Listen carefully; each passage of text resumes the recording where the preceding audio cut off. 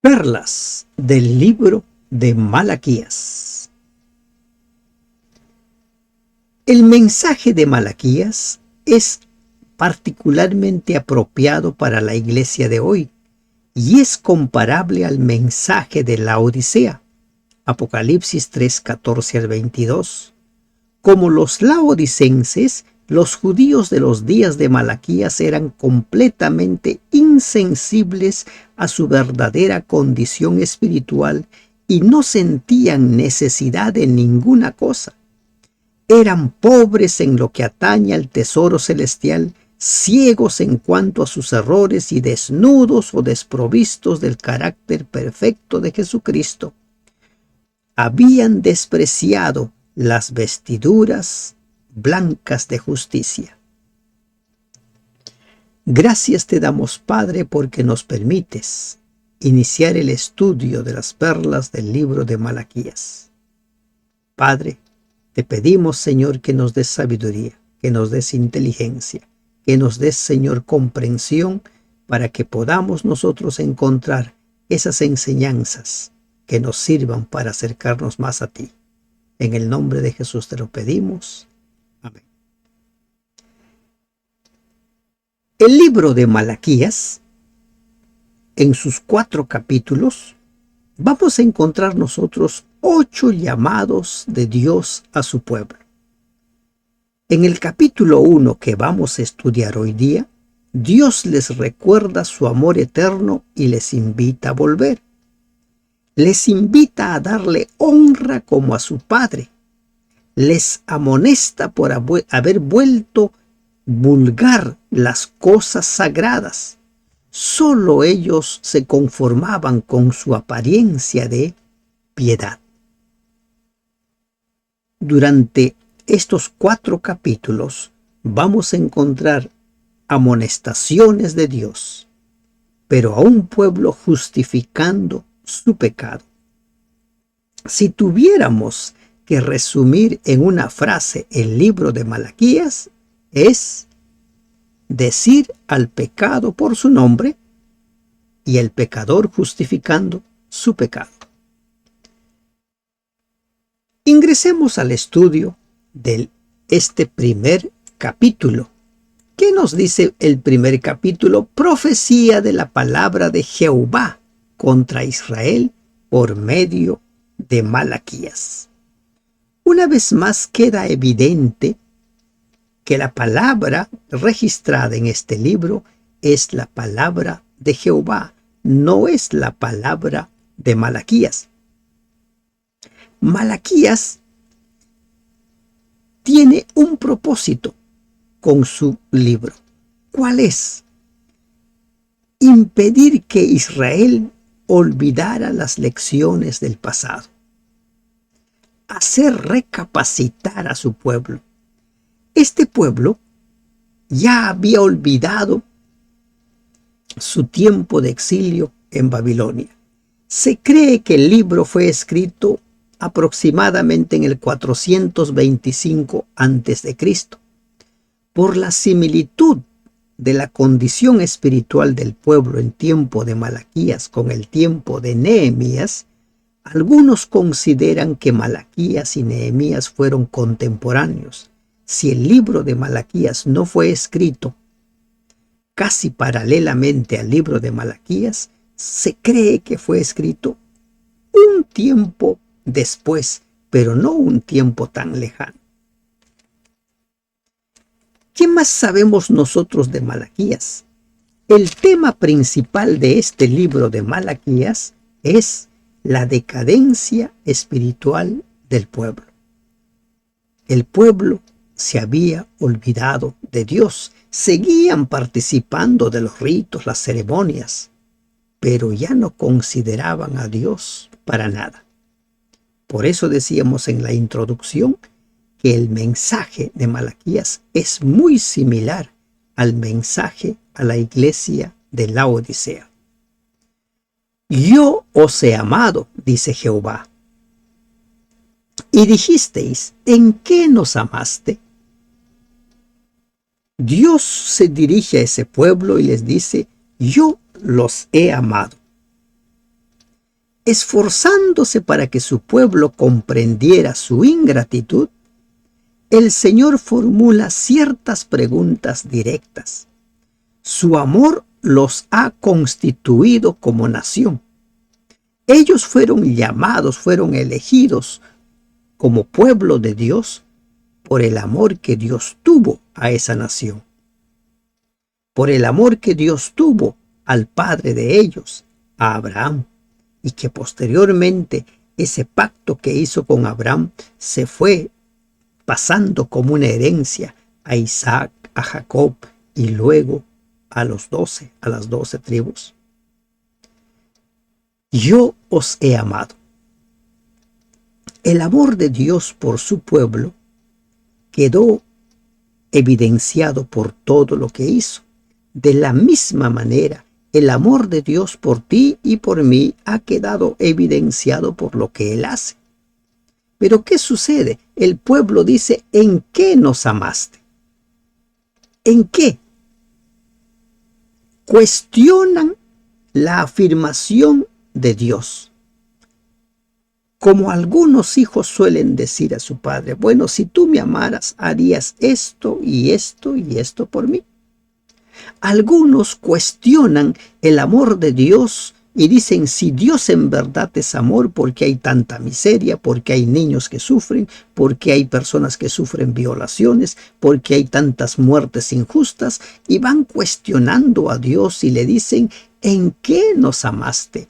¿En qué nos amas? ¿Cómo es que muestras tu amor? Y Dios responde, ¿no era Esaú hermano de Jacob? Dice Jehová, y amé a Jacob. Amé a Jacob, preferí a Jacob, elegí a Jacob, te elegí a ti. No a Esaú, sino a ti. Por eso existes, por eso eres una nación. Y a Esaú aborrecí, y convertí sus montes en desolación, y abandoné su heredad para los chacales del desierto. Esta palabra aborrecí, tal como nosotros lo entendemos, suena muy fuerte. Algunas versiones incluso llegan a traducirlo como a Esaú odié. Pero hay una versión, la versión en lenguaje sencillo, que utiliza una palabra más apropiada. Dice, a Jacob preferí antes que a Esaú.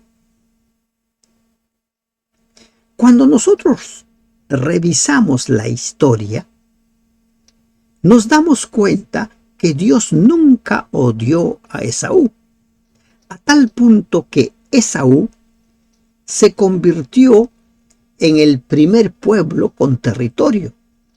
Y en el libro de Deuteronomio encontramos que Dios hizo propicio que ese territorio de Edom fuera constituido.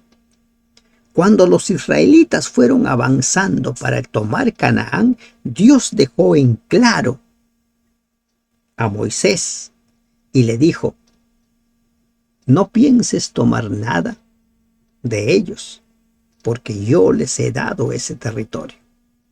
Entonces, esta palabra de aborrecí o la palabra odié, como lo mencionan otras versiones, no se condice de acuerdo a lo que nosotros entendemos aborrecer u odiar, sino más podemos entenderlo por el lado de prefirió a uno antes que a otro. Eligió. Dios en su potestad, en la facultad que tiene de hacer las cosas, Él eligió a Jacob. ¿Y por qué eligió a Jacob? Porque Él así lo quiso. ¿Pudo haber elegido a Esaú? Pudo haberlo hecho. Hay muchas cosas en las cuales nosotros encontramos a Dios actuando bajo su soberanía, bajo su potestad. El sábado es una de ellas. En los 6 primeros días ya todo estaba creado. Pero a Dios le plació, Dios quiso crear un día para que fuera un día de encuentro, un día de reposo entre Dios y su pueblo. ¿Por qué lo hizo? Porque Él así lo quiso. Por eso Jesús dijo posteriormente, el sábado fue hecho por causa del hombre. Y entonces, la historia, el registro bíblico nos habla de que Dios jamás odió a Esaú, prefirió a Jacob, eligió a Jacob, y por medio de Jacob, que debía constituirse en luz de las naciones, Esaú también pudo aceptar a Dios. Y nosotros encontramos una de esas evidencias en el encuentro entre Jacob y Esaú. Después de aquella noche de Jacob peleando con Dios en oración, suplicándole el perdón de sus pecados para que lo cubra frente a la amenaza de su hermano, ese encuentro se da en términos cordiales. Cuando Edom dijere, nos hemos empobrecido, pero volveremos a edificar lo arruinado, así ha dicho Jehová de los ejércitos, ellos edificarán y yo destruiré, y les llamarán territorio de impiedad y pueblo contra el cual Jehová está indignado para siempre. Hasta aquí tenemos suficiente información sobre cómo fue Edom en los años o en los siglos posteriores. Ya hemos visto lo que dice Jeremías, ya hemos visto lo que dice Ezequiel o lo que dicen los profetas menores en relación a Edom. Por ejemplo, Abdías habla sobre Edom, ¿verdad? ¿Recuerdan nuestro estudio sobre el libro de Abdías? Habla exclusivamente sobre Edom.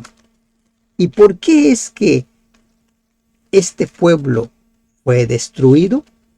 ¿Por qué es que ese pueblo fue consumido? Porque se burlaron, porque festejaron cuando sus hermanos, los judíos, eran llevados cautivos a Babilonia, porque a los que estaban huyendo los tomaron prisioneros y los entregaron. Ese fue el gran pecado de Edom. Y por eso fueron reducidos a la nada y desaparecieron. Por esa razón. Entonces nosotros encontramos que Dios siempre da oportunidades.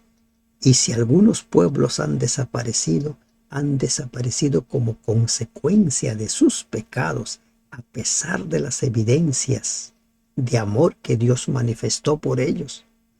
Esa lección, esa perla hay que tenerlo siempre presente. Ninguno se va a perder porque Dios lo odie, sino se van a perder porque despreciaron, rechazaron el amor de Dios. Y vuestros ojos lo verán y diréis, sea Jehová engrandecido más allá de los límites de Israel. Los ojos, cuando el pueblo comprendiera la realidad del amor de Dios, sus quejas y murmuraciones se transformarían en alabanzas y gratitud por la bondad divina. Y ese reconocimiento, dice, iría más allá de los límites de Israel. Sea Jehová engrandecido más allá.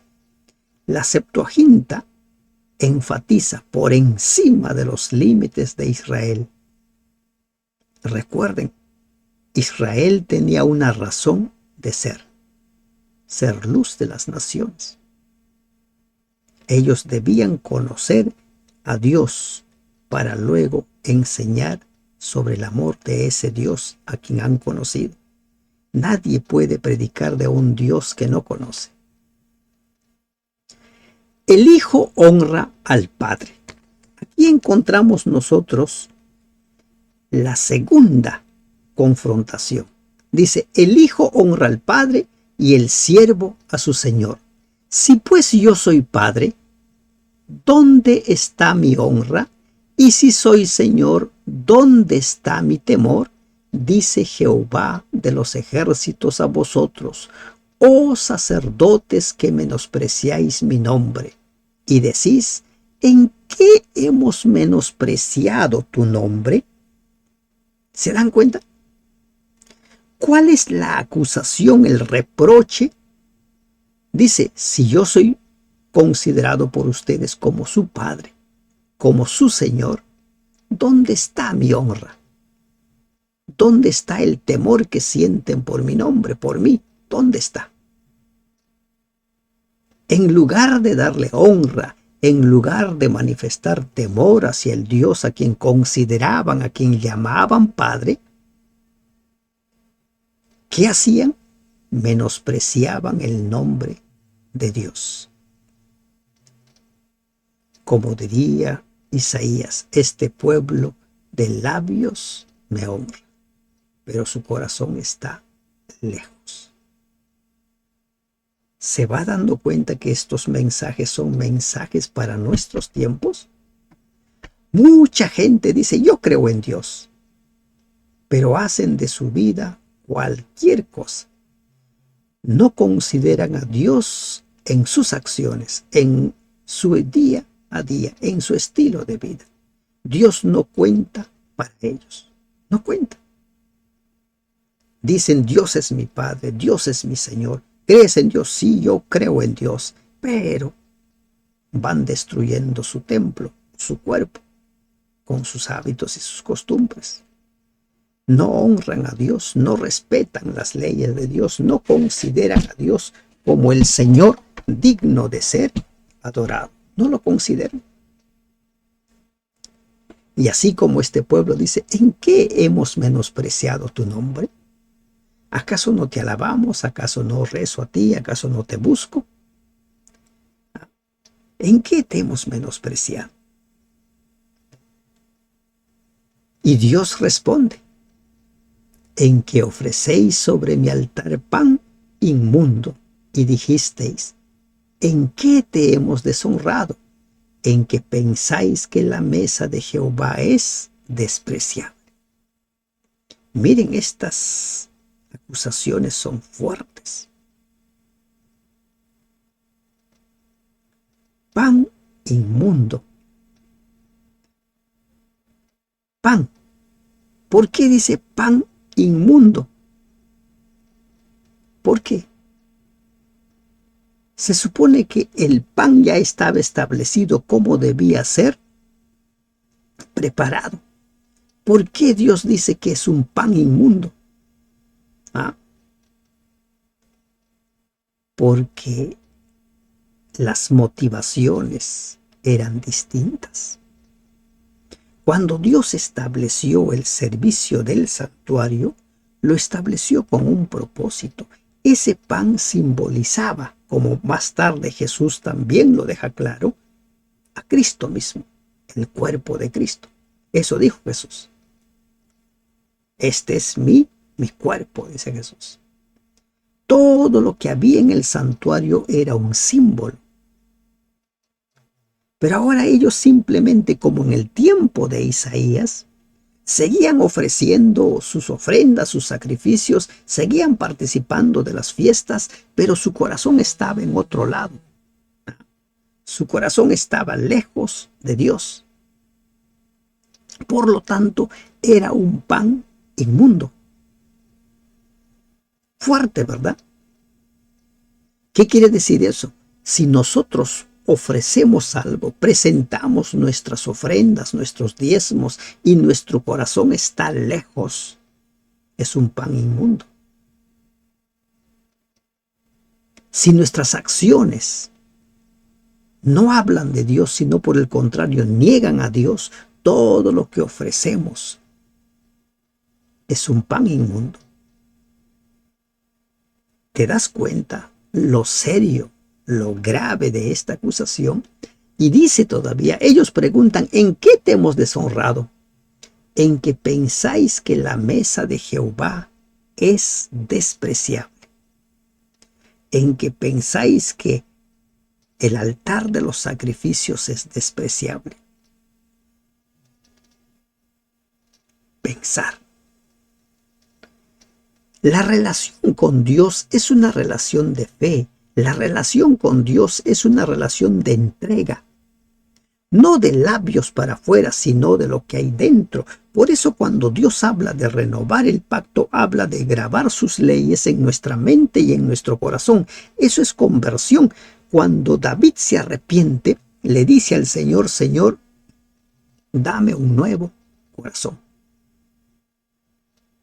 Un nuevo corazón. Cuando Dios se dirige a su pueblo, en el libro de Proverbios dice, dame, hijo mío, tu corazón. En el libro de Apocalipsis encontramos que Dios está tocando la puerta. Ábreme la puerta de tu corazón para que yo entre. Si no, todo lo que hacemos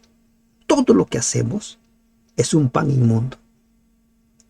Si no, todo lo que hacemos es considerar la mesa de Jehová despreciable. Es fuerte, ¿verdad? Es fuerte la declaración. Es que la relación con Dios es en espíritu y en verdad, como Jesús le dijo a la mujer samaritana. No es tanto donde adores, no es tanto cuánto adores, sino es en espíritu y en verdad. Es la única adoración válida. Es adoración que brota del corazón. Por eso dice Romanos 12:1 que debemos presentar nuestros cuerpos en sacrificio vivo, agradable, que es nuestro culto racional, un culto que nace de lo más profundo del corazón, saber a quién estoy adorando y por qué le estoy adorando. Y cuando ofrecéis el animal ciego para el sacrificio, ¿no es malo? Asimismo, cuando ofrecéis el cojo o el enfermo, ¿no es malo? Preséntalo pues a tu príncipe, ¿acaso se agradará de ti o le serás acepto? Dice Jehová de los ejércitos. Dentro de los términos sobre los cuales debía elegirse los animales para el sacrificio, debían ser sin defecto. Sin defecto. Y ahora, estos sacerdotes, no estamos hablando del pueblo, el reproche es contra los sacerdotes, contra los líderes religiosos. Ya dejaron de lado eso, bueno, con tal que sea un animal. No importa que esté cojo, que esté tuerto, que tenga cualquier defecto, no importa. Y Dios les dice, a ver, preséntalo a tu rey, si le va a agradar.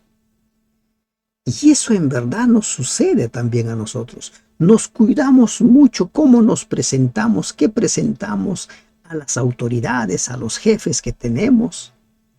Cuidamos las formas, cuidamos todo. Y podemos mencionar aquí algunas cosas.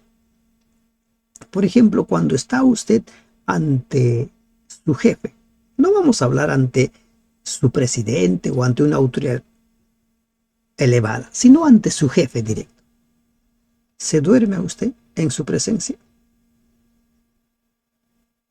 ¿Se pone a jugar usted con su celular ante su presencia? ¿Se pone a mirar para cualquier lado y no le presta atención? Ni qué decir de darle presentes. No le ofrece a usted, si es su cumpleaños o si es cualquier otra ocasión en la cual hay que hacerle un presente, no le hace el mejor presente que pueda haber. Y Dios les está diciendo eso. A ver, preséntenlo. Pero a veces llegamos a considerar, como Dios no me ve, llegamos a pensar eso. Como yo no puedo ver a Dios, no hay por ningún lado Dios, entonces me puedo dormir, puedo hacer lo que quiero ante su presencia. Ahora piensen lo siguiente. Hay personas que les gusta cantar al frente. Voy a presentar una ofrenda musical. Y salen y empiezan a cantar y se equivocan y no conocen la alabanza y suelen decir, bueno, Dios entiende, Dios conoce mi corazón, sabe que de corazón le ha ofrecido. ¿Será válido? ¿Será válido? ¿Cantarías así improvisadamente ante una autoridad? ¿Lo harías? Miren, aquí tenemos muchas cosas en las cuales reflexionar. Esta perla es grande, es muy grande. Dale a tu Dios lo mejor. Dale a tu Dios lo mejor que tú tienes, lo mejor que hay en ti. Si vas a ofrendarle, ya sea tus diezmos, tus ofrendas o una alabanza, si vas a orar, hagas lo que hagas, si vas a separar un tiempo, piensa cómo lo estás haciendo, qué estás haciendo. Cuidado con la perniquebrada, con la coja, cuidado. Ahora pues, orad por el favor de Dios para que tenga piedad de nosotros, para que nos dé una segunda oportunidad, para que perdone nuestros descuidos, para que perdone nuestras ligerezas. Orar. Pero, ¿cómo podéis agradarle si hacéis estas cosas? Dice Jehová de los ejércitos. En la versión Jerusalén dice, ¿cómo podéis agradarle de vuestras manos si de vuestras manos viene esto? En otras palabras, ¿es esta acción lo que os atrevéis a hacer o esta ofrenda lo que os atrevéis a traer? Ora para que te dé una segunda oportunidad. ¿Pero qué dice? ¿Pero cómo vas a agradarle? Si no hay ese cambio interior, no hay ese cambio dentro de ti. El arrepentimiento es válido cuando yo entiendo de que hasta aquí estoy haciendo mal y a partir de aquí debo cambiar. Eso es arrepentimiento. Arrepentimiento es sentir dolor por la forma que estamos haciendo las cosas y cambiar. Empezar a hacer de una forma distinta las cosas. En este caso, como Dios quiere que sean las cosas. Solo así la oración puede tener poder. Solo así la oración puede tener resultados positivos. ¿Quién también hay de vosotros que cierre las puertas o alumbre mi altar de balde? El profeta reprocha a los que servían en el templo con espíritu mercenario, los que no efectuaban su obra para Dios fiel y eficazmente, aunque eran remunerados aún por el servicio más pequeño. Hay personas que le cobran todo a la iglesia. Todo. Pero el servicio no es bueno. ¿Quién también hay de vosotros que cierre las puertas o alumbre mi altar de balde?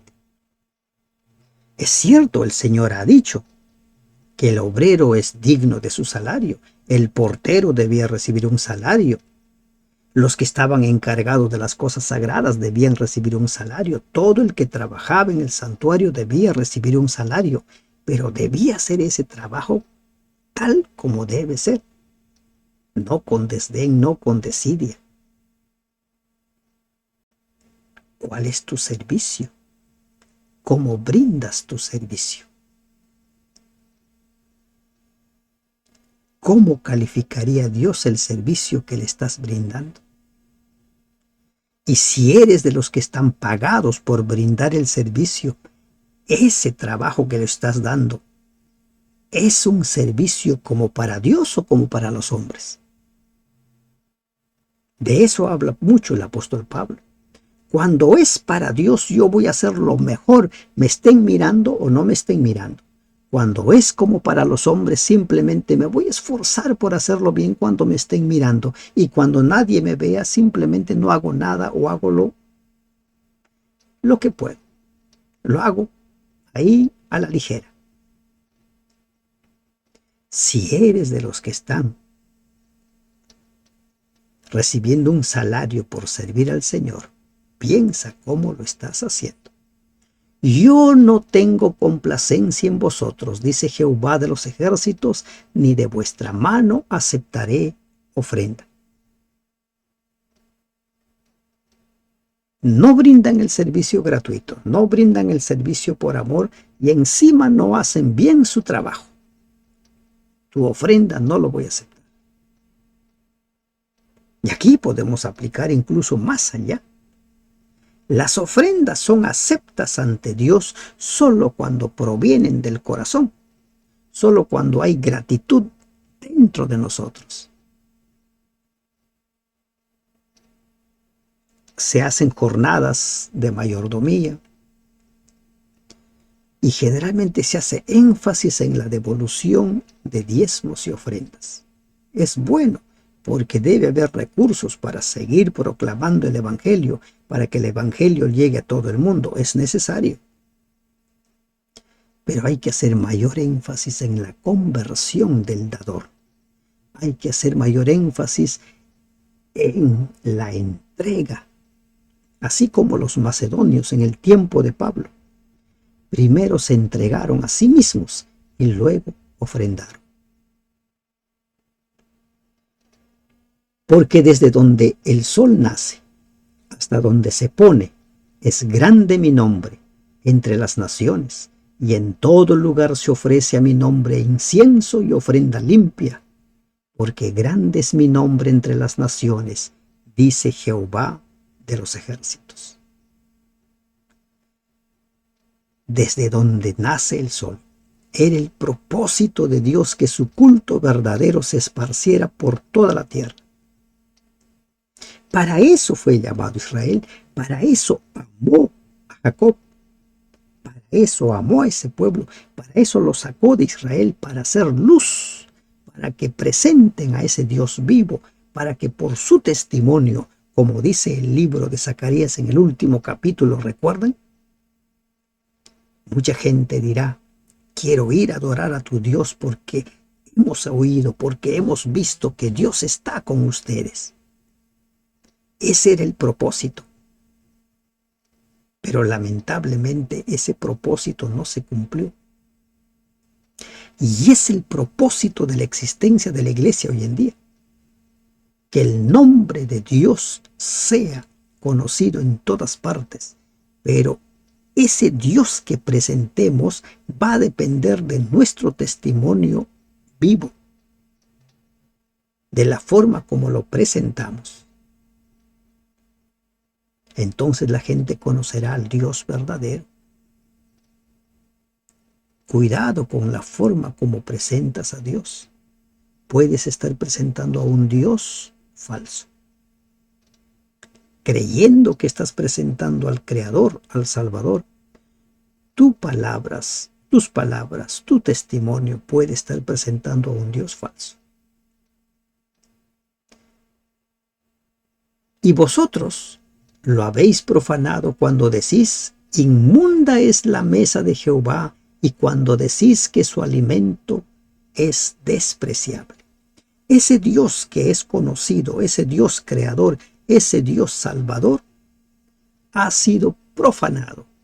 Su mesa ha sido profanado, su servicio ha sido profanado. Cuando dicen, inmunda es la mesa de Jehová, y cuando dicen que su alimento es despreciable. ¿Quiénes estaban despreciando la mesa del Señor? ¿Quiénes estaban considerando inmunda la mesa de Jehová? Los líderes religiosos. Esos líderes religiosos con sus acciones, con sus palabras, con sus hechos, consideraban un alimento despreciable, una mesa inmunda. A veces escuchamos a personas quejarse de los líderes religiosos porque hacen cosas fuera de lo que está escrito, porque empiezan a poner en acción, dejan fluir libremente sus gustos. Cuidado si tú eres líder, que no se te halle llamando inmunda la mesa de Jehová, que no se te halle despreciando el alimento del Señor. cuando decís que su alimento es despreciable. No importa que sea coja, verniquebrada, tuerta, no importa. Dios ve el corazón. Muchos se justifican con eso para brindar un servicio despreciable. Dios ve el corazón. Cuidado. Sí, Dios ve tu corazón, Dios ve tus intenciones. Y generalmente las personas que dicen Dios ve el corazón son personas descuidadas. Son personas que no les gusta separar un tiempo para planificar, para organizar, para practicar. Son personas que simplemente justifican la mediocridad de su servicio con Dios ve el corazón. Cuidado. El libro de Malaquías es un libro que nos habla a nosotros directamente. Está tocando temas realmente muy, muy actuales. Habéis además dicho, oh, qué fastidio es esto, y me despreciáis, dice Jehová de los ejércitos. ¡Qué fastidio es esto! Alusión al hastío desdeñoso con que los sacerdotes realizaban los servicios del templo. Y aquí entramos a un punto. Llega fines de año, se eligen los dirigentes, llega de enero, la gente, los líderes nombrados están empeñosos, quieren hacerlo mejor. Febrero ya va bajando el entusiasmo, marzo va desapareciendo, abril desapareció del todo. Y muchos olvidaron su nombramiento, su llamado. Muchos lo hacen para cumplir y para pasar simplemente. Bueno, si hay que hacer un programa, hay que hacerlo. Se olvidaron de su entrega, se olvidaron de su llamado, se olvidaron de que están allí para servir al Señor. ¡Qué fastidio es esto! Incluso algunos renuncian a mitad de camino y otros no renuncian, simplemente abandonan el cargo, desaparecen. Por allí el anciano ve la forma de solucionar, o incluso los mismos ancianos empiezan a descuidar su función. ¿Consideras un fastidio tu llamado? ¿Un fastidio tu responsabilidad? Y trajisteis lo hurtado o cojo o enfermo y presentasteis ofrenda. ¿Aceptaré yo eso de vuestra mano? Dice Jehová. Bueno, ¿no? Hay que hacer un programa, a ver qué hay que hacer, qué himno cantamos, a ver, hacemos esto, lo otro, todo a la ligera. ¿Aceptará Dios eso? ¿Lo aceptará? ¿De qué manera estás dirigiendo el ministerio al cual has sido llamado? ¿Qué tanta es tu entrega a Dios? ¿Qué tanta es tu entrega, tu compromiso con el ministerio, con la obra de Dios? Recuerda Mateo 24:14, y será predicado el evangelio del reino a todo el mundo y vendrá el fin.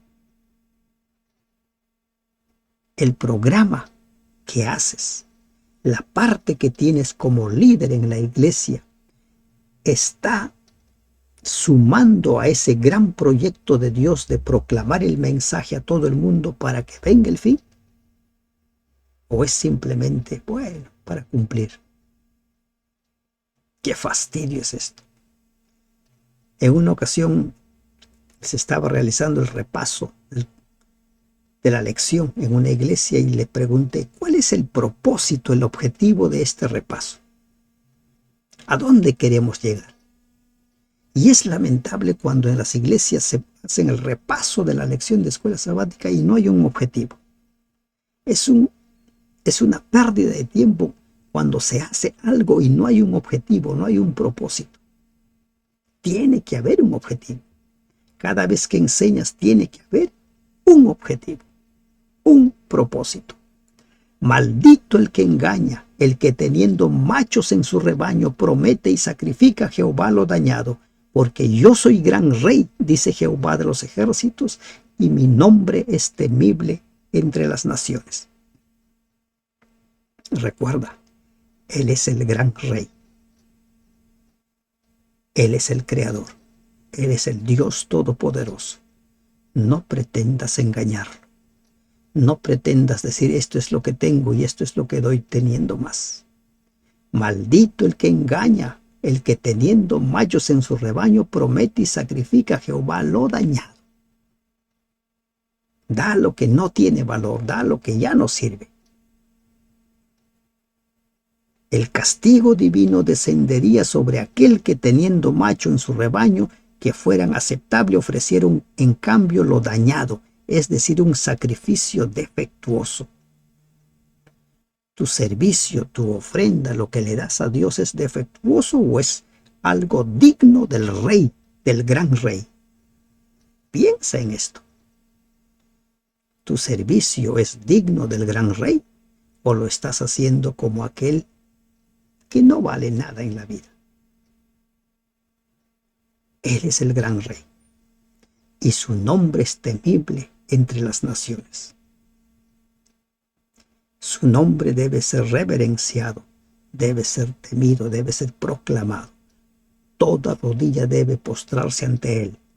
¿Has sido llamado para brindar un servicio al Señor? Pues bríndale lo mejor. Antes de aceptar un llamado, piensa. No vaya a ser que estés ofreciendo un servicio defectuoso. Y lo defectuoso no es acepto ante su presencia. No vaya a ser que estés llamando inmundo a la mesa del Señor, que estés presentando un pan inmundo. Revisa tu relación con Dios. Revisa ese servicio que le estás brindando a Dios. Y si no estás en el camino, el Dios de las segundas oportunidades va a aceptar tu arrepentimiento, pero arrepentimiento es: hasta aquí hice de esta manera, a partir de aquí lo haré como Dios quiere. Entrégale tu vida al Señor, porque has sido elegido, porque Él te ama con amor eterno. Que Dios te bendiga. Amén.